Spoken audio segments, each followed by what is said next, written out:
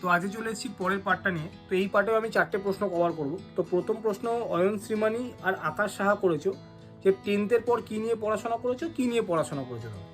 আচ্ছা, 10th পর আমি কমার্স নিয়ে পড়েছি, আর আমি normally BCom graduate, BCom honours graduate.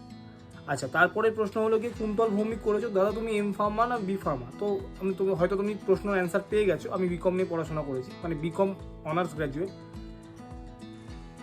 তারপরের প্রশ্ন হলো কি এমডি স্টোরি আর সৌরভ দে করেছো, দাদা তুমি কোন এরিয়া কভার করো, কোন হেডকোয়ার্টার? তো আমার হেডকোয়ার্টার কলকাতা, আমি এরিয়া কভার করি মেদিনীপুর অ্যালং উইথ কলকাতা। কলকাতায় 2টো ছেলে আর মেদিনীপুরে 2টো ছেলে। আচ্ছা, পরের প্রশ্নে যাই।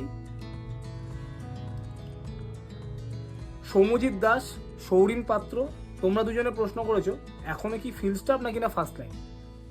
হ্যাঁ, আমি এখন first line, but first line যে ছেড়ে তো ফিল্ড স্টাফই, তাকেও ফিল্ডেই কাজ করতে হয়। আচ্ছা, সৌগত রয়, তুমি প্রশ্ন করেছো তুমি কি প্রজেক্ট ম্যানেজার?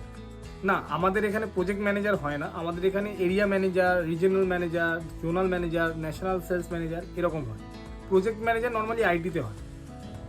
এরপর দেখা হচ্ছে পরের ভিডিওতে, পরের পার্টে আমি বাকি 4টে প্রশ্ন কভার করব।